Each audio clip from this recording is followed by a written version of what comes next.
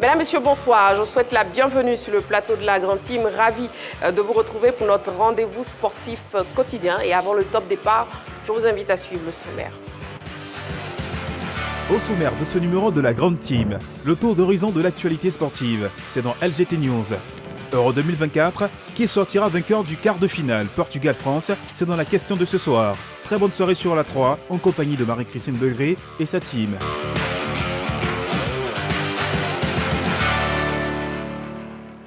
Allez, c'est parti pour notre soirée sportive avec la question LGT de ce soir. Euro 2024, qui sortira vainqueur du quart de finale Portugal-France.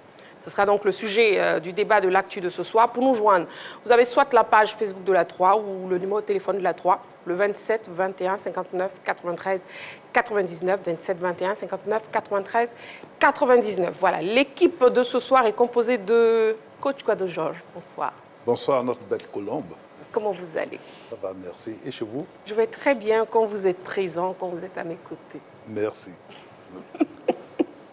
Bonsoir Jean-Philippe. Bonsoir Marie-Christine. Bonsoir Roger Stéphane. Bonsoir Marie-Christine Begré. Et bonsoir Clément. Bonsoir Marie-Christine. Comment vous allez Clément? Je vais super bien. D'accord, j'ai commencé avec Coach Quado Georges, je termine avec Clément. Mais bon, ça ne veut pas dire que Roger Stéphane et Jean-Philippe ne sont pas pour autant.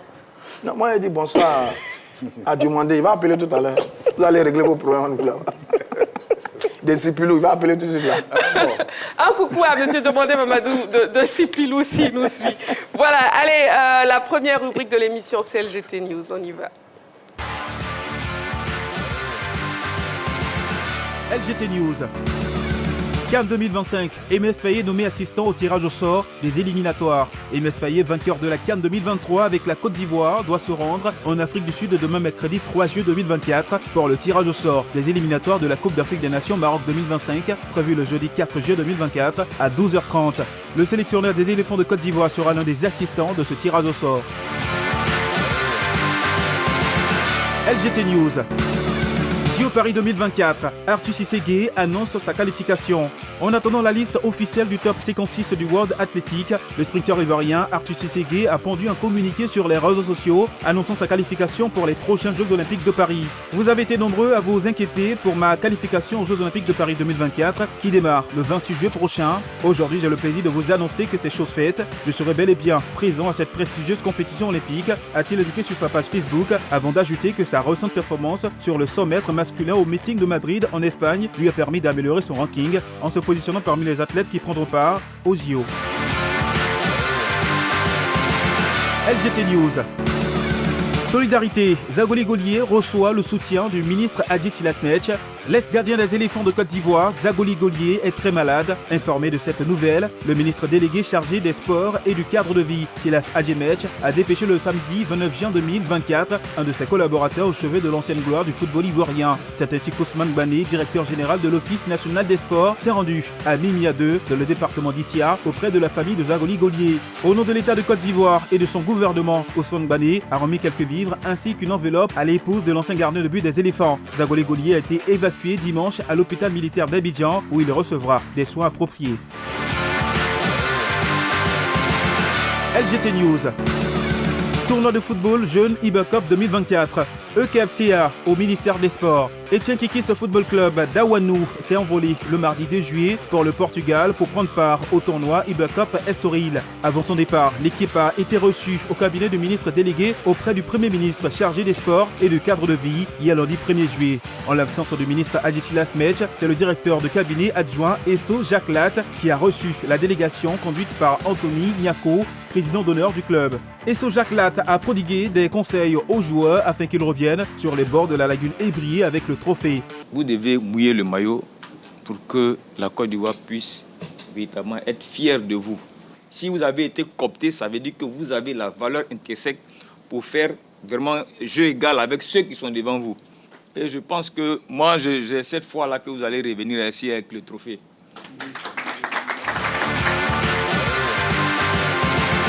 LGT News. Voilà, de beaux souvenirs.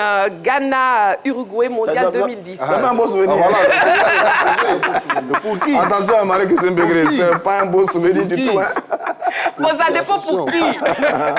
Voilà, alors messieurs, bon, souvenir, qu'est-ce Non, mais c'est-à-dire que moi, j'ai été triste parce que Oui.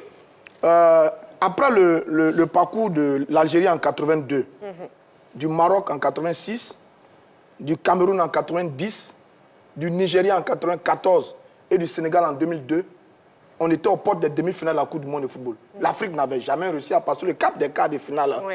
de la Coupe du Monde. Et le Ghana n'était pas loin d'une demi-finale. Ghana Samoa aussi, il a loupé ce penalty.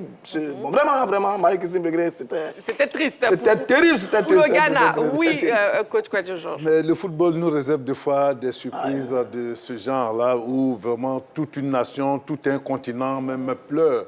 Quand on voit cette action, je me rappelle comme si c'était hier. Je voyais déjà l'Afrique en demi-finale. Nous étions Coupe du heureux Monde, de Coupe du Monde. Et puis voilà que Asamoah Gyan, ça Rate n'arrive le qu'au... penalty. Non, j'ai dit Qu'il a fait avec le Maroc. le Maroc En 2022. l'a remporté et ramener le trophée D'accord, ça marche. ici en Afrique. Ça marche. Et quel pays, quelle équipe? D'abord pour la Côte d'Ivoire. Voilà, c'est ce que je veux D'abord entendre, coach la Kouadjo-Georges. Côte d'Ivoire. Le reste viendra. Et un petit quiz déjà pour vous, messieurs. Bon, on revoit la vidéo. Pour vous, hein, qui est le joueur ghanéen impliqué sur ce penalty? Impliqué, c'est-à-dire celui qui l'a Qui tiré. rate Le tireur Voilà. Ok, Ah, ok. d'accord. Ça ne date pas d'aujourd'hui. Hein. Mais après, Luis Suarez est devenu un héros au pays. Hein. Bien sûr. Le joueur uruguayen, l'ancien Oui. du Barça, c'est devenu un héros au pays avec cette main. Nous, on l'a maudit tout le temps, mais au pays, on l'a célébré comme un héros. Moi, je pense qu'on doit quand même soulever la question de l'interprétation parce que pour moi, là, il y a but quand même. Il n'y a pas but. Ouais, moi, je pense que Les avis sont partagés. Il n'y a hein. Pour pas de Jean-Philippe, but, il n'y a pas de les but. règles sont les Moi, je pense qu'il peut quand même. Calmement, Voilà, chacun Non, on va pas. Merci on va pas- beaucoup, coach. Je pense que, comme on le dit, on ne peut pas refuser un but pour un penalty avec Voilà, les Romains, Est-ce et que on le peut- ballon a Ouais, le ballon est passé je parle de la ligne? l'interprétation sur l'action quand même. Voilà, il y avait quand même possibilité d'accorder le Non, but non, au pourquoi Mais le ballon n'avait pas C'est franchi une la règle, ligne, c'est une hein. règle qui est claire. Il faut que le ballon franchisse sa ligne. Voilà. C'est parce qu'on est africain qu'on estime que la main de Suarez est mauvaise, mais il a joué de malice. Non, mais Le c'est- football, c'est anti-jeu, c'est pas de malicieux. l'anti-jeu. Si demain, la Côte d'Ivoire est dans une situation pareille, qu'un défenseur ivoirien fait le même geste que derrière, on a notre gardien qui enlève le pénalty, vous n'allez pas dire que c'est un anti-jeu. Ça fait partie du jeu. Le risque, c'est que vous faites exclure du terrain, vous prenez un carton rouge. Donc, ils ont joué comme ça se devait. Ouais. Finale de la Coupe d'Espagne, la Super Coupe d'Espagne en Arabie Saoudite, la première année. On a l'attaquant de l'Atlético de Madrid, l'ancien de Real Madrid d'aujourd'hui, l'attaquant de l'Espagne actuellement, dont j'ai oublié le nom. Morantes? Non, pas Bonentes. Il voit de qui je parle actuellement, qui est dans l'attaque de l'Atlético de Madrid, l'ancien du Real, qui filait au but. Mais qu'est-ce qui s'est passé? Le jeune Uruguayen, encore les Uruguayens du Real, Valverde, il dit qu'il a entendu quelqu'un crier sur le banc à Balleux. Il s'agissait de Sergio Ramos. Il a attaqué ce dernier qui filait au but. Il a eu un carton rouge. Au tir au but, et il s'est imposé. Ce garçon a terminé comme homme du match. Ça fait partie du jeu. Il faut l'accepter. Non, c'est de l'anti-jeu. Ça ne Oui, fait pas partie du jeu. l'anti-jeu fait partie Ça du ne jeu. fait pas partie du jeu. Il ne faut pas encourager. Il faut pas encourager. Le sport est noble, le football Si. notamment. Exactement. C'est un geste qui est proscrit au football. Après, il a eu un carton rouge. Parce que si tout le monde peut tout se permettre, parlez pas en même temps. si tout le monde peut, l'arbitre aurait peut-être pu faire de la psychologie peut pas faire de la interprétant. psychologie. Sinon, c'est un acte d'anti-jeu qu'il faut condamner. C'est de la tricherie, c'est de la malhonnêteté. On ne peut pas accepter ça au sport. D'accord, d'accord. Il y a Voilà. une Oui, chose. Jean-Philippe. En fait, c'est ce côté angélique que les Africains veulent avoir dans certaines situations qui nous pousse à ne jamais remporter de grandes compétitions. En 2006, l'Italie croisait la France d'un Zidane au sommet de son art, qui avait éliminé l'Espagne, qui avait éliminé le Brésil. Ouais. Mais sur le banc de touche de l'Italie, il y avait un monsieur qui connaissait Zidane comme le cœur de sa main, qui s'appelle Matteo Lippi. Qu'est-ce qu'il a fait? Il a instrumentalisé Materazzi. Zidane ne supporte pas quand on profère des insultes sur sa famille. Durant tout le match, il a fait, Zidane finit par craquer. Au moment même où il avait le match en main. Donc, nous les Africains, qu'on continue comme ça, qu'on se dise non, le football, c'est comme si c'est nous qui l'avons inventé. mais c'est Non, pas il vrai. faut respecter Bon, ça. d'accord, Mais messieurs. c'est pas vrai. On va avancer, coach Kouadjo-Georges, on va avancer. Il encourage les mauvaises pratiques. Voilà, Je voilà. crois qu'il y ait un débat là-dessus. Ouais, mais il prochainement. encourage les mauvaises Prochainement, pratiques. voilà. Et puis d'ailleurs, C'est grave ça. messieurs, c'est la publicité. il encourage les mauvaises pratiques, c'est grave, On ça. part donc pour la C'est pause grave, ça. publicitaire. Allez, à tout de suite, très chers téléspectateurs.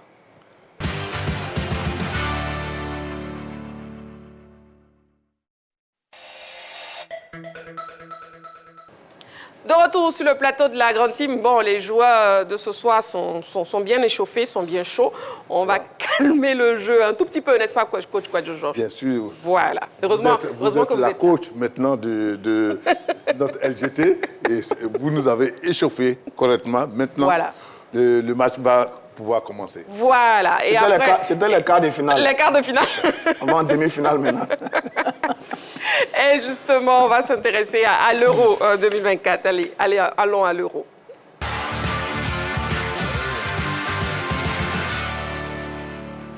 Le dénouement de l'Euro 2024 est proche. Aujourd'hui, c'est disputé la suite et la fin des huitièmes de finale de la compétition. Et je vous propose d'ailleurs de voir les résultats. Allez, les résultats des huitièmes de finale de l'Euro 2024. La Suisse qui a pris le meilleur sur l'Italie 2-0. L'Allemagne qui a dominé le Danemark 2-0. L'Angleterre s'est imposée difficilement face à la Slovaquie 2-1. L'Espagne a étrié la Géorgie 4-1. La France a pris le meilleur sur la Belgique 1-0. Le Portugal a eu recours au tir au but 3-0 pour éliminer la Slovénie, temps réglementaire 0-0. Les Pays-Bas ont laminé il y a quelques instants seulement la Roumanie 3-0. Et puis en ce moment même, la Turquie est peut-être en train de se qualifier face à l'Autriche. Score en ce moment précis est 2-1. Le match est encore en cours. Oui, le match qui est encore en cours, hein, Autriche-Turquie. Il reste d'ailleurs 3 minutes à jouer. Oui, c'est ça. Bon, voilà, bon, messieurs, déjà avec la qualification des Pays-Bas, est-ce qu'on peut maintenant accorder du crédit à cette sélection pour l'Euro 2024? Bien sûr, il faut accorder du crédit à ce pays. C'est un grand pays de foot, c'est le pays de Cruyff, c'est le pays de Gullit, c'est le pays de Rijkaard, tout ça, c'est des grands joueurs, c'est le pays de Niskens. Donc, c'est un pays qui a formé toujours de très grands joueurs. C'est un pays qui a dirigé, à un moment donné même, maîtrisé le football mondial. Donc, mais pour l'Euro 2024, la sélection ne brille pas véritablement. Oui, elle ne brille pas véritablement, mais quand un cas, elle avance, elle est en quart de finale. Donc, pour moi, ces grandes nations-là, il faut s'en méfier. Elle avance difficilement, mais elle avance. Donc, on a dit, toutes les grandes nations sont au rendez-vous, hein. Ouais. Mais certains ont souffert, tel que le Portugal hier, quand Ronaldo rate ce penalty, d'aucuns diraient que le monde est tombé sur le Portugal. On a vu même le grand Ronaldo, je ne sais pas si c'était en larmes, mais il n'était pas loin. Donc, ces pays-là, il faut s'en méfier doucement, elles arrivent. Et puis, c'est un pays qui forme techniquement de très, très, très bons joueurs. Oui. Donc, il faut s'en méfier. C'est une grande nation qui arrive doucement. Non, je suis d'accord avec coach Kwadjo. Oui. J'ai vu le match un peu en studio, enfin dans la rédaction tout à l'heure. Pour une fois, c'était une belle copie hollandaise. Je pense qu'on cherchait un match de référence de la Hollande dans cette compétition. On l'a trouvé. Les Hollandais ont très bien joué. Il y a eu beaucoup d'occasions de buts côté hollandais. Même Van Dijk, le défenseur central, sur une action a placé une tête qui allait flotter avec le poteau de la Roumanie. J'ai vu des garçons comme Gakpo, Dempsey, Simons qui ont fait un gros match dans cette équipe hollandaise. Et d'ailleurs, Koeman, le sélectionneur qui a été beaucoup critiqué depuis le début de la compétition, il fait un coaching rentrant. Il fait rentrer Malen à la 46e minute et c'est lui qui fait un doublé en fin de match, 83 et 90e minute. Bravo à la Hollande. On était en train de douter un peu de cette équipe-là. Mais sur ce qu'on a vu, oui, c'était un très beau match. Les Hollandais ont parfaitement dominé les Roumains. Les Roumains qui avaient fait une très belle campagne en phase de poule, hein, que je craignais un peu. Mais là, il y a eu un très bon réveil d'équipe, la Hollande. Bravo tout simplement à Koeman et à ces garçons. Pour l'instant, c'est vraiment le match des référents de la Hollande. Est-ce que ça va impacter cette formation pour la suite de la compétition? On l'espère bien, mais sur ce match-là, les Hollandais ont été très bons et se sont nettement bien mérité la victoire 3-0. Bon, finalement, Jean-Philippe, qu'est-ce qui manque à cette sélection hollandaise pour arriver au bout de la compétition? Le fighting spirit. Okay. Ce fighting spirit, surtout qui se déclenche dans les derniers instants, quand on est dans le doute, quand on est dans l'adversité élevée, et quand il s'agit de prendre son destin en main. C'est une équipe qui pratique un football, je dirais, un peu trop académique. Auparavant, ils pratiquaient un football très individualiste. Ouais. À l'époque des Kluivert, des Overmars, il y avait pas, c'était véritablement une constellation de grands joueurs qui avaient du mal à trouver, je dirais, l'osmose.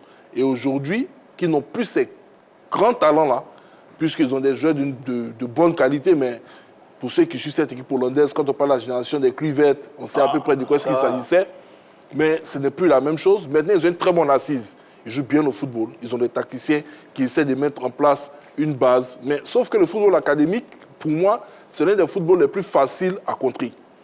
Parce que ce qui fait la force du football académique, c'est qu'on a des éléments au sein de l'équipe à même de pouvoir être des électrons libres, capables de pouvoir changer l'orientation, changer les lignes de passe, ainsi de suite, pour désarçonner l'adversaire. Cette équipe hollandaise, moi je la vois, elle a battu 3-0. C'est vrai, la Roumanie a fait quand même un bon parcours en phase de poule, mais pour moi, ce n'est pas l'adversaire sur lequel je peux me baser pour estimer qu'elle est vraiment en sa compétition. Je regarde la France qui a croisé la Belgique. Je regarde, je dirais, l'Allemagne qui a eu quand même un bon adversaire. Je regarde les autres qui ont eu, je dirais, des adversaires d'un certain niveau. Peut-être qu'au niveau de ces huitièmes de finale, la Roumanie fait partie des petits poussins de guillemets. Il y a Georgie, il y a la Georgie, il y a la Slovénie. Ils font partie. Voilà, des huitièmes de finale, oui, des petits poussés. Parce que si on doit classer, si on regarde le classement FIFA, mais si on doit classer ces équipes-là, je pense que bon, la Roumanie peut venir juste avant la Géorgie, derrière la Slovénie, la Slovaquie. Voilà. Donc pour moi, vous n'êtes pas encore impressionné par cette équipe hollandaise? Ils ont bien joué. Ils ont bien joué. Ils sont restés sur la même base. La même base contre la France. La même base contre l'Autriche où ils ont perdu quand même. C'est toujours le même jeu. Sauf que cette fois-ci, c'était très efficace. Ils sont tombés sur une équipe qui a fait preuve de naïveté. La Roumanie a voulu être joueuse. Moi, j'apprécie les équipes joueuses. C'est bien. Ouais. Voilà. Mais on voit le résultat. Quand on regarde la Slovaquie, la Slovénie, ce sont des équipes qui ont fermé le jeu. Et ça a beaucoup embêté les adversaires qui étaient les Anglais et les Portugais. Mais la Roumanie, dès l'entame du match, elle essaie de mettre le pied sur le ballon, d'aller à armes égales avec les Hollandais. Elle a perdu. Maintenant, sur le prochain match, face à un adversaire d'un autre calibre qui va leur apporter un autre niveau de résistance. On verra. Voilà. Bon, donc 36 ans après le sacre en Allemagne, bon, les Pays-Bas, est-ce qu'ils peuvent rééditer le sacre? Bon, je pense que ça serait quand même un peu le football pour pouvoir faire plaisir aux yeux des spectateurs ou encore des spectateurs. À un moment donné, quand vient le cœur, quand viennent les difficultés, quand il y a de l'adversité en face d'eux, ils déjouent parfois. Et c'est ce qu'on fait comme constat depuis. Ils ont eu une plus belle génération, la génération 74, qui aurait dû aller chercher même une Coupe du Monde. Mais je pense qu'il manque parfois de combativité quand il y a l'adversité en face d'eux. Mais ce qu'on voit en ce début d'Euro, je pense qu'ils ont démarré timidement. Voilà, ils font quoi? Ils font une victoire d'abord d'emblée face à la Pologne, ils font 0-0 face à la France et puis ils perdent face à l'Autriche. Donc je pense que voilà, c'est le Pays-Bas qu'elle a. Le Pays-Bas est imprévisible. Il manque parfois de constance. Alors que quand tu es une grosse nation, quand tu es une grande nation, tu dois avoir cette constance-là pour aller chercher beaucoup de trophées. Ouais. Et quand on voit sur le maillot hollandais, il y a le néerlandais, il n'y a pas beaucoup de trophées. C'est ce qui fait un peu la faiblesse de cette formation. Mais quand tu prends le groupe, c'est un groupe qui est solide, qui a de la qualité. De Vries derrière avec Van Dijk. À droite, tu as Dumfries, à gauche, tu as Nathan Ake de Manchester City, et puis au milieu, tu as Reynes, qui est l'un des meilleurs milieux de la compétition, et puis Schouten au milieu, qui tourne très très bien.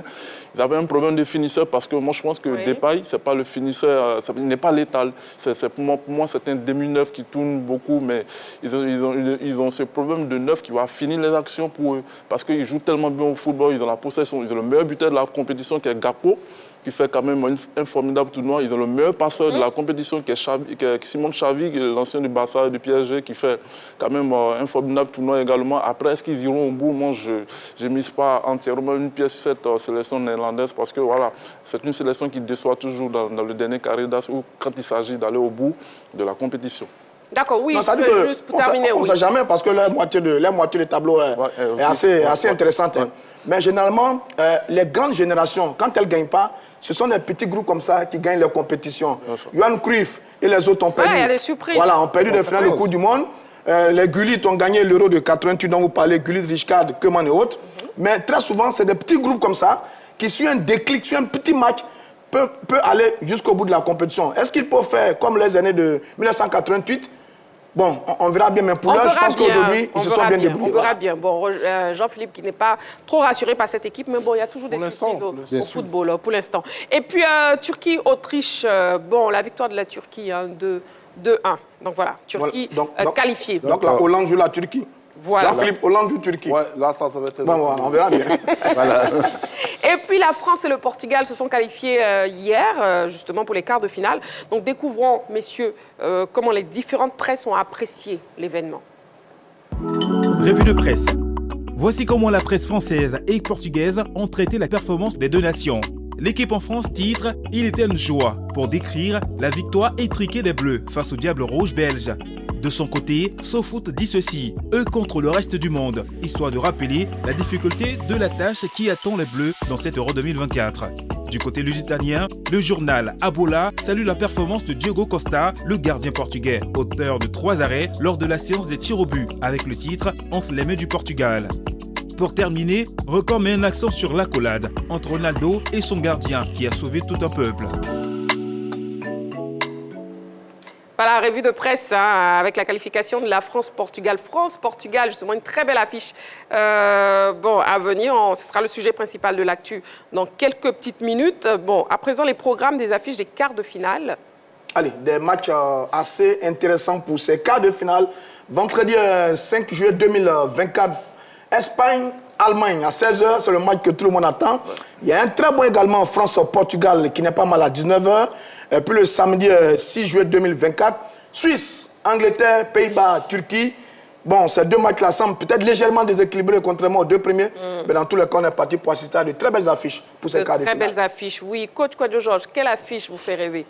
Ben, Espagne, Allemagne, ça me fait rêver. Moi, je veux voir ça même au stade, vivre cette émotion-là, parce que c'est deux très bonnes équipes de l'Euro et c'est dommage que ces équipes se rencontrent à ce stade de la compétition. J'aurais voulu les voir un peu plus tard, mais ainsi va le choix qui a été fait, et puis voilà que... Il y a un grand qui va tomber, malheureusement. Malheureusement, un grand va tomber. Espagne, Allemagne, une affiche de finale. Véritablement, comme l'a dit coach Kouadio Georges. C'est évident, mais quand je regarde déjà en balayage les 4 rencontres, je suis content d'un fait, on va jouer au football maintenant. Ouais. Parce que depuis que cet Euro a commencé, il y a eu trop de rencontres avec des équipes qui avaient la calculette entre les doigts, des formations qui venaient garer le bus, qui laissait le jeu aux équipes dites favorites. Maintenant que pratiquement toutes les petites nations sont tombées, on a affaire à des équipes qui sont joueuses. Elles sont obligées d'aller chercher. Il y aura plus d'ouverture, il y aura plus de contre-attaques, il y aura vraiment le football qu'on aime énormément. Et donc, ça va commencer par l'Allemagne et l'Espagne.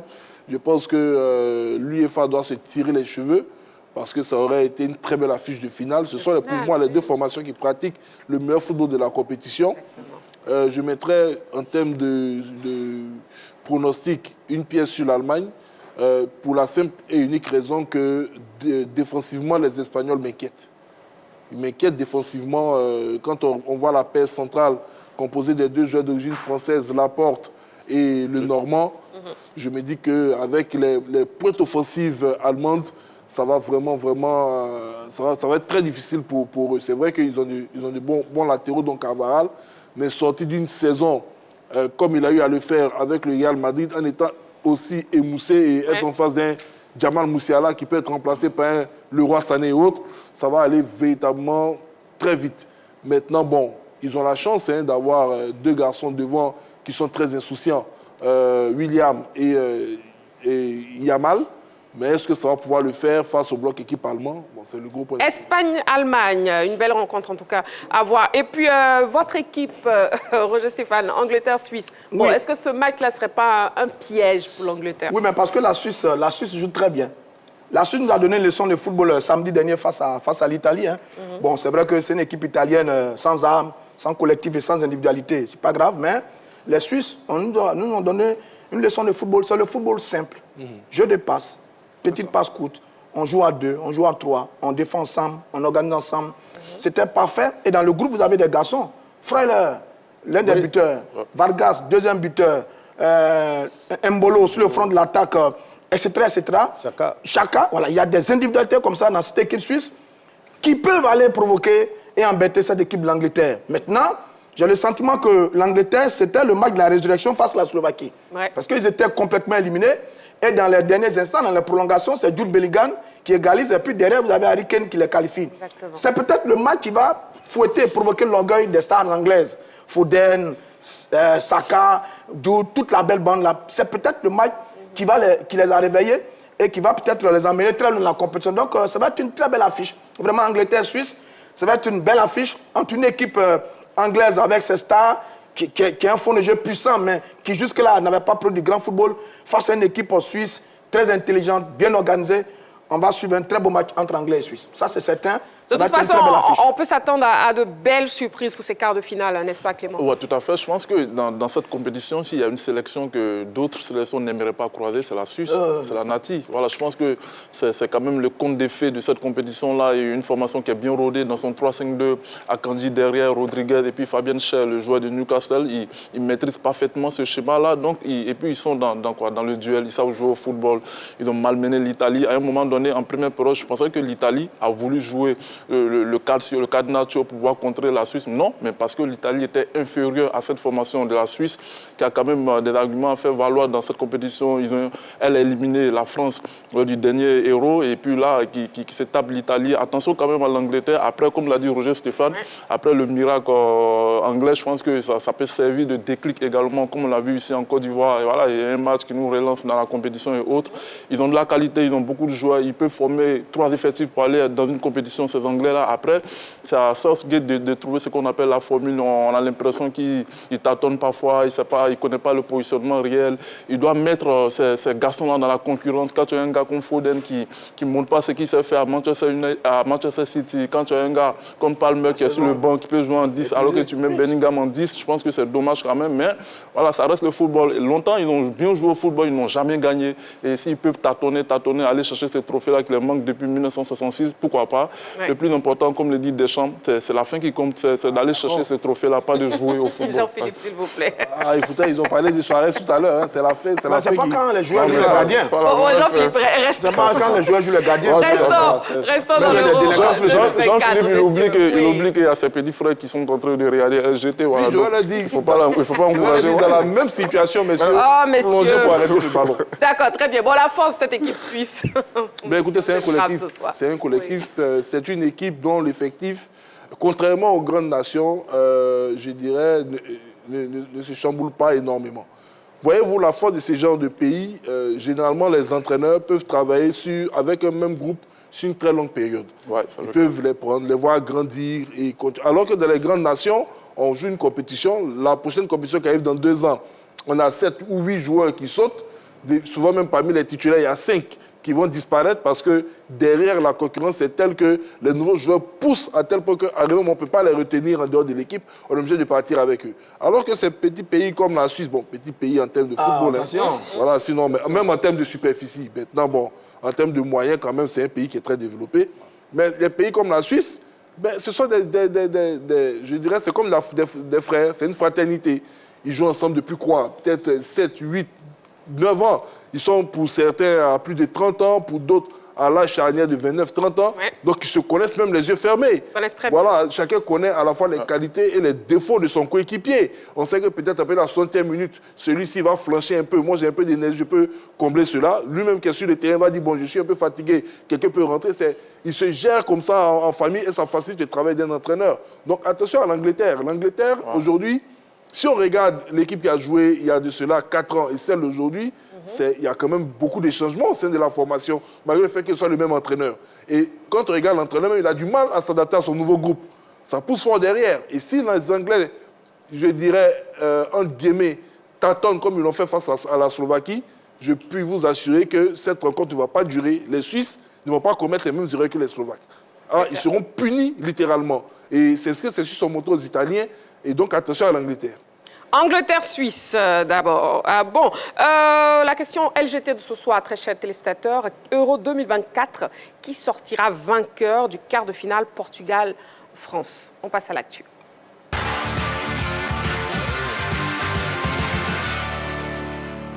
Et le téléphone est désormais ouvert pour vous permettre de participer à l'émission, bien sûr, le 27 21 59 93 99, 27 21 59 93 99. Avant d'ouvrir le débat, regardons cet élément préparé par la rédaction et après, on en parle sur le plateau de la Grande Team. Voilà, Euro 2024 qui sortira vainqueur du quart de finale Portugal-France le 27 21 59 93 99. Le numéro de téléphone, le téléphone de la 3 est ouvert. Vous pouvez donc nous appeler dès à présent. Messieurs sur le plateau, qui selon vous reste le grand favori de ce quart de finale? Coach Kouadio Georges, on commence avec vous. Ben, pour ce match Portugal-France, ça va être 50-50. 50-50 parce que quand je vois le Portugal, il y a de grandes individualités dans cette équipe. Et aussi, la France a de bonnes individualités comme Mbappé, mais a un très grand entraîneur tacticien qui peut pourrir le jeu et aller gagner. Et donc, avec des gens comme Kylian Mbappé, qui a marqué qu'un seul but sur le penalty, et qui revient. Maintenant, s'il se sent mieux, je pense qu'il va gagner en confiance et il pourra, s'il retrouve ses vraies sensations, je pense qu'il peut faire mal. Et donc, pour moi, c'est 50-50, mais un peu 50 plus quelques à la France. À la France. Oui, donc parce que quand vous avez les Pépé, vous avez les Cristiano Ronaldo qui ont un certain âge quand même, et puis vous avez les Bernardo Silva qui ont joué toute l'année, qui paraissent même un peu fatigués. Cette équipe du Portugal n'est pas mauvaise, elle est une très bonne équipe, mais elle peut souffrir avec la France. Parce que cet entraîneur-là, Deschamps, suivez-le bien, on va toujours le critiquer, mais il va toujours s'en sortir. Vous voyez comment il a sacrifié Griezmann. Oui. Il l'a mis derrière les deux attaquants. Après, à la défense, quand ils doivent défendre, il est sur le côté droit pour permettre à Koundé de ne pas avoir cette surcharge numérique et de pouvoir faire le job. Mais le garçon a souffert parce qu'il n'a pas les qualités pour, malheureusement, mais il s'est sacrifié pour l'équipe. Donc, et il savait, le coach savait pourquoi il avait mis là. Il allait lui demander le matin du match, lui dit que tu vas jouer à cette place-là. Il dit, ouais, je suis un soldat à votre disposition. Et il a fait le job. Et aujourd'hui, beaucoup de téléspectateurs et autres parlent comme si Griezmann était un joueur quelconque. Mais c'est un joueur quand même qui a beaucoup apporté à cette équipe de France. Exactement. Et qui n'est pas, sorti de la dernière pluie. Exactement. Donc, France-Portugal, 50-50 pour coach Kouadio Georges, mais un léger avantage pour la France. Un léger 50, quelque chose pour la France. Pour la France, d'accord. C'est bien noté, coach Kouadio Georges. Oui, Clément, France-Portugal. Ouais, moi, je vais miser sur la France parce que j'ai l'impression, ou bien j'ai le sentiment que le tournoi de la France va véritablement démarrer face au Portugal. Et je pense que ce Portugal-là, c'est quand même l'adversaire idéal pour Didier Deschamps, qui, lui, il est pragmatique, voilà, qui sait contrer, qui sait faire déjouer, qui, à l'usure, voilà, peut fatiguer un adversaire parce que ce n'est pas le Portugal de 2016 où tu as des travailleurs, tu as des bosseurs, Cavallo, Danilo et autres qui savaient bien défendre et puis contrer l'adversaire. La dernière confrontation France-Portugal, c'était en 2016. À domicile, oui. Où ils font déjouer la France. Mais là, je pense que voilà, l'adversaire idéal pour Didier Deschamps. Et je pense que la France a ce facteur de réussite-là qui va les suivre dans cette compétition-là. Parce que là, ils font quoi? Ils n'ont pas encore marqué dans le jeu. Ils marquent avec 2 contre son camp, 2 CFC, plus un penalty de Kylian Mbappé. Et ils sont toujours en vie. Ils ont la meilleure défense de cette compétition-là. Alors que pour aller loin dans une compétition, voilà, même si tu ne marques pas beaucoup, même quand tu n'es pas flamboyant, même quand tu ne joues pas un football de possession, il faut d'abord bien défendre. Et lui, il défend bien d'abord avec Koundé, avec Dayo et autres. Et puis voilà, il arrive quand même à aller chercher cette réussite à pouvoir faire déjouer l'adversaire. Donc attention au Portugal quand même, parce que Didier Deschamps, il adore ce type de confrontation. Et j'ai l'impression qu'ils vont monter petit à petit en puissance. Et ce sont ces types de formations, de sélections qui vont loin dans une compétition, qui vont chercher le tournoi majeur, parce que Didier Deschamps, il connaît bien cette compétition-là. Je pense que c'est la compétition qui manque à son palmarès d'entraîneur. Donc il est en train de jouer ces dernières 4, donc il va mettre tout ce qu'il faut pour aller faire déjouer cette sélection portugaise. Après, voilà, il faut se méfier quand même du Portugal en face, parce que les rencontres Portugal-France sont des rencontres qui ont été toujours serrées. On a la demi-finale de l'Euro 2000, la main d'Abel Xavier, la France passe, et puis la finale 2016, et puis le Portugal fait déjouer la France. Donc je pense que ça sera serré. Ça sera très serré, France-Portugal. On a un appelant, M. Eba William Abraham, qui nous appelle de Koumassi. Bonsoir, M. Eba. Allô? Allô? Bon, je pense qu'on l'a perdu. Vous pouvez nous rappeler, s'il vous plaît, au 27 21 59 93 99 pour participer à l'émission Euro 2024 qui sortira vainqueur du quart de finale Portugal-France. Oui, Roger Stéphane. Non, mon favori, c'est la France. Parce que j'ai le sentiment... Bon, là, ça nous fait 3 France. Voilà, j'ai le sentiment d'avoir déjà vu cette équipe de France-là par le passé. Et c'est Didier Deschamps qui a la baguette. Alors, je trouve qu'en ce moment, l'équipe de France est plus costaud que l'équipe du Portugal. Sur les derniers résultats, bon, victoire contre l'Autriche, ils font 2-0 Hollande et la Pologne. Et puis en huitième de finale, ils ont battu hier la Belgique avec une très belle équipe. La force de cette équipe, c'est sa défense, c'est son bastion défensif. Maignan dans le but, il est très bon. Au côté droit, vous avez Koundé qui a été le meilleur joueur du match. Oui. Les deux centraux, Saliba et Upamecano, c'est pas mal, plus Hernandez. Mieux encore, à la récupération, vous avez 3 gros travailleurs. Tchouaméni, Kanté et Rabiot. Quand vous regardez cette équipe, ça ressemble à du déjà vu avec l'équipe de France. Prenez 98. Vous avez Barthez, vous avez Thuram, vous avez Lizarazu, vous avez Blanc, vous avez Desailly. Vous avez au milieu de terrain Didier Deschamps lui-même, associé à Karambeu, à Emmanuel Petit ou Patrick Vieira.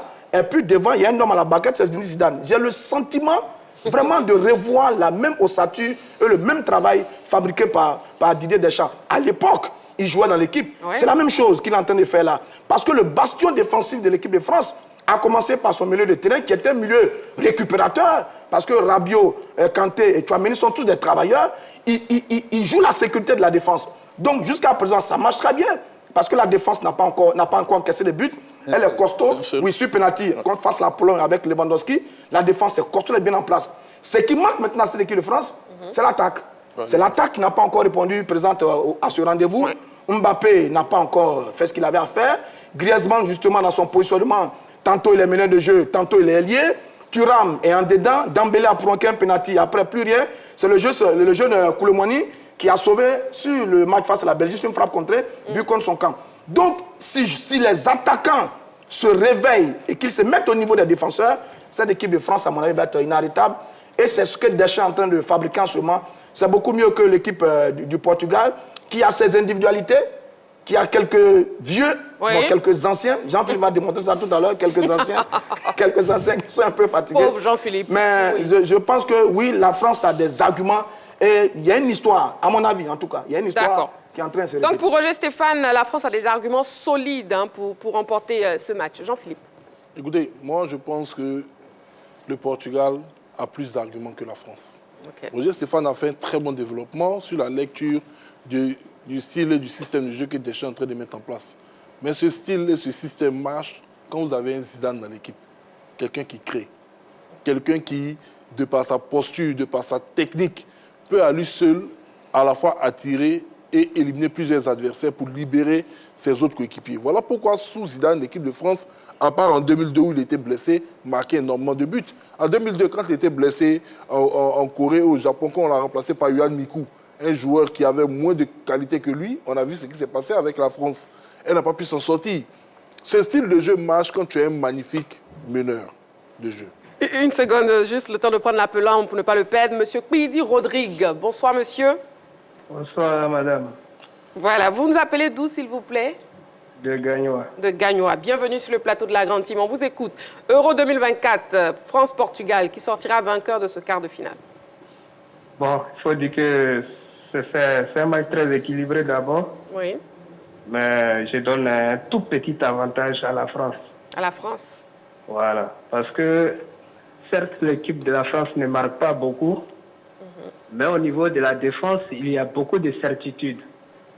Voilà. Certes, en attaque, ils se recherchent un peu. Exactement. Mais la certitude dans la défense est au niveau du secteur médian. Voilà. Fait que c'est un bloc équipe qui évolue. Et elle est très, très difficile à manœuvrer. Donc, j'ai mise pour la France 53%. 53%. D'accord. C'est bien noté. Merci beaucoup pour votre participation. OK. Oui, Jean-Philippe, je vous laisse terminer. Bon, finalement, la France, c'est pour tout le monde. Non, pas pour moi. Contrairement à la France, comme je le disais, qui n'a pas ce meneur de jeu, ce joueur qui va permettre à Mbappé à Colomboigny, à Marcus Thuram, de pouvoir, je dirais, bien absorber les espaces et puis constamment créer le danger. Le Portugal, ils ont ces joueurs-là avec Bernardo Silva. Quand on regarde le milieu du Portugal avec un garçon comme Vitinha et autres, ça fait peur. Ils ont des milieux de terrain qui sont capables de vous décocher de ces frappes de loin, ce que les milieux de terrain français ne savent même pas. Tchouaméni a une magnifique frappe de loin. Kamavinga a une magnifique frappe de loin. Kanté même peut laisser, mais ils ne le font jamais. Parce que dans leur chemin de jeu, il faut toujours donner le ballon à Griezmann qui va essayer d'orienter le jeu. Mais il a pourtant et tant qu'ils vont rester... Il a tenté quand même, Tchouaméni. Oui, mais bon, on peut compter le nombre de tirs qu'il met. Alors que regardez les Portugais, leur première sortie, une équipe qui était menée, on a vu comment elle s'est démenée pour comment on appelle, remporter le match. Et c'est une formation qui, même face à la Slovaquie, où elle n'avait pas trouvé la faille, s'est montée dangereuse de la première à la dernière minute. En plus, c'est une équipe qui a démontré à tout le monde que, franchement, il ne faudrait surtout pas essayer d'aller au tir au but avec elle. Parce que quand on dit la France ne marque pas, elle a une bonne défense. C'est vrai qu'ils ont Mike Maignan qui est un magnifique gardien dans cet exercice. Mais le gardien portugais, déjà, il a démontré hier, à l'image de Rowan Williams, que c'est un homme avec lequel il faut compter dans cet exercice. Moi, je dirais que le seul talon d'Achille que le Portugal a par rapport à la France, je suis désolé, c'est ce que les gens veulent nous montrer comme étant leur force, c'est la présence constante dans le jeu de Cristiano Ronaldo et de Pepe. Pepe s'est fait dépasser par les attaquants slovéniens qui ont fait preuve d'un manque de finition incroyable. C'est qui a sauvé le Portugal. S'ils veulent vraiment ne pas se faire surprendre par la France, si je vois Pepe en train de partir dans une course de fond avec un garçon comme Kylian Mbappé, ça sera terminé pour cette équipe portugaise. Ah bon? Si l'entraîneur Martinez décide de mettre véritablement les hommes qu'il faut pour ce genre de rencontre, des jeunes qui peuvent tenir, un Gonzalo Ramos en attaque et un autre défenseur à côté de Diaz, je pense qu'il y a de fortes chances que cette équipe portugaise puisse battre la France. Donc, quand je regarde... Attendez, si je comprends bien, Jean-Philippe, pour vous, le coach ne devrait pas aligner Cristiano et Pepe. Pas dans cette rencontre, pour moi. Pas dans cette rencontre. Je ne me situe pas à lui, mais je pense que depuis l'entame de la compétition, ce sont deux garçons qui ne sont pas au mieux de leur forme. Et ça, c'est clair. Tout le monde le voit. Légende ou pas légende, un moment, il faut tout simplement ouvrir les yeux et se dire la vérité. Ils peuvent apporter sur le banc, ils peuvent rentrer en cours de match, mais s'il doit les maintenir comme il a fait pendant 90, 120 minutes, bon, ça c'est risque et péril. Maintenant, derrière, je pense que cette équipe portugaise, pour moi, a été dans cette compétition jusqu'à présent dans de meilleures discussions que la France. Et je pense que, comme en 2016, elle peut les battre. Bon, ça dit que si on repose Pepe et Ronaldo, ça pourrait être considéré comme une sanction. Parce que sur le dernier match, il loupe un penalty qui aurait pu donner la victoire à l'équipe portugaise très très rapidement. Donc ça pourrait connaître une sanction. Et bonjour les dégâts dans les vestiaires. Mais quand je regarde le comportement de cette équipe du Portugal, il y a le sentiment que l'équipe baisse en régime. Regardez comment elle commence la compétition. Elle gagne 2 fois. Turquie 3-0, République tchèque 2-1. Sur la dernière journée, elle se fait battre par la Géorgie 2-0. Attention. Maintenant, sur le match qui suit, elle se fait coincer par c'est la Slovénie hier. La Slovénie. Et elle est obligée d'aller au tir au but face à la Slovénie. Ça veut dire que vous avez un Portugal qui a commencé fort et qui est en train de baisser en régime. Ce qui est l'opposé de l'équipe de France, qui a commencé un peu timidement à 2 matchs nuls et qui hier est monté vraiment en puissance face à l'équipe du Portugal. Donc quand on regarde de la Belgique. Donc quand on regarde les deux comportements de ces deux équipes, oui, on a le droit de dire que c'est vrai que le Portugal a ses individualités, mais attention, l'équipe semble être en difficulté à un moment. Et quand vous montez sur une équipe d'un niveau supérieur qui est l'équipe de France, évidemment, si vous ne faites pas attention, vous allez vous faire voir. Mais là où je suis d'accord avec lui, il faut que ceux qui jouent devant se réveillent. C'est là maintenant on attend Mbappé et Griezmann qui sont en dedans depuis. Si ces deux garçons retrouvent leur génie habituel, la France va aller très très loin dans cette compétition. Bon, Roger Stéphane, vous restez sur votre première réponse. La France. La France, d'accord. Nous avons un appelant, M. Kofi Mathieu, qui nous appelle Mbato. Bonsoir, M. Kofi Mathieu. Oui, bonsoir, la toute puissante Marie-Christine. Bienvenue sur le plateau de la Grande Team, M. Kofi Mathieu. Merci beaucoup. Et je profite pour dire bonsoir à tout le monde sur le plateau. Voilà. Et puis, on vous écoute. Euro 2024, Portugal ou France? Qui sortira vainqueur? Oui. Jusque-là, je suis constant. Hein. La France? Avant l'Euro, j'avais dit que quand je vois les performances de la France depuis plusieurs années, elle participe à toutes les grandes compétitions et souvent finit dans le dernier carré.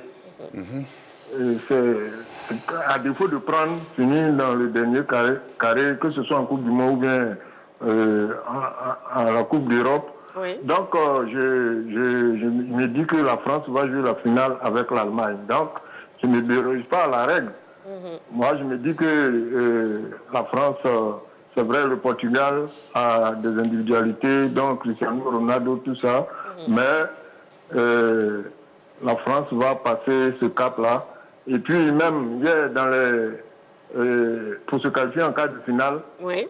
Le Portugal a été obligé d'aller jusqu'à la prolongation, au tir au but, tout ça. Et ils vont jouer ensemble le vendredi, alors que la France se reposait.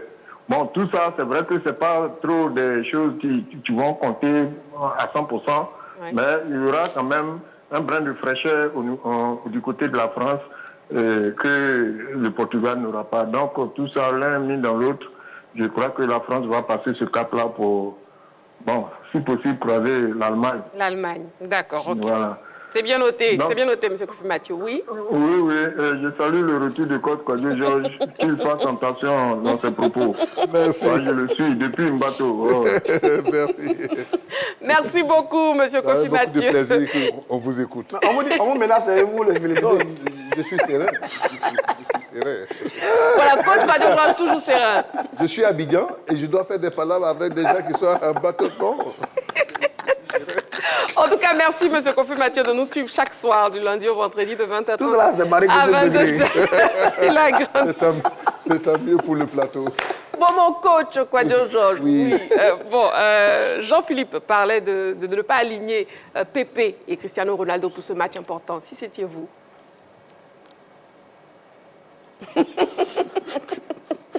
Là, le coach est dans... Ah, là c'est un dilemme. Oui, c'est un dilemme, c'est un dilemme. Moi, je vais essayer coach, oui. Vous avez deux anciens qui sont censés tirer l'équipe vers le haut, mais qui, de par leurs prestations, semblaient des joueurs à risque. Moi, je l'ai dit hier, j'ai suivi la rencontre. Oui. Et j'ai vu à de nombreuses reprises le défenseur Pépé se faire dépasser à la course. Vous influencez ma question. Non, pas des grands gabarits. Non, il faut que... Mais si je le dis, c'est pas parce que je n'aime pas les hommes. C'est parce que j'ai constaté qu'ils n'étaient pas performants et que dans l'équipe, peut-être que leur présence empêchait certains joueurs de s'exprimer. Ce sont des grands joueurs qui ont eu leur temps, l'équipe du Portugal. Pépé a 41 ans. Défenseur central. Cristiano en a 38. Quand moi, je suis observateur, que je vois un garçon, un homme de 41 ans se fait dépasser par un grand gabarit de plus d'1m88 à la course qui n'est même pas rapide. Dans ma projection, je change ce grand gabarit par Kylian Mbappé et je me dis, ça ne va pas le faire. Attention, Mbappé... Mais dans le domaine aérien, Pépé a de très bonnes qualités. Mais la France, la France ne joue même pas énormément dans le domaine aérien parce que celui-même qui est grand de taille, qui est Marcus Thuram, il joue sur le flanc gauche. Oui. Donc, ils essaient toujours de lancer leurs attaquants en profondeur. Vous avez Dembélé qui va très vite. Qui va fatiguer son coéquipier du PSG, Mendes.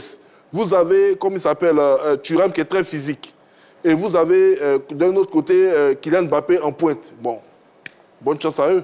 Oui, coach Kwadjo Georges, vous pouvez répondre à la question. Oui, il faut dire que quand vous avez des joueurs comme Ronaldo, vous avez des joueurs comme Pépé qui ont fait déjà leur classe, c'est difficile. Quand ils sont avec vous, vous les prenez dès le départ ou bien vous ne les prenez pas. C'est ça. Si vous les prenez, il faut aussi gérer, parce qu'à cette compétition, il y a le temps de récupération. C'est ça. Si réellement ils ont vraiment récupéré, ils ont une influence sur l'équipe et sur l'adversaire. C'est des gens que les gens connaissent et qui savent ce qu'ils peuvent apporter. Donc, c'est des joueurs à surveiller comme du lait sur le feu. À partir de là, c'est une force pour l'équipe qui les utilise. Aussi, s'ils ont cette fraîcheur physique, ils peuvent jouer. Mais j'ai vu Pépé faire une faute. Il avait l'intention de vouloir faire une passe. Il s'est pris dans le gazon et l'adversaire partait.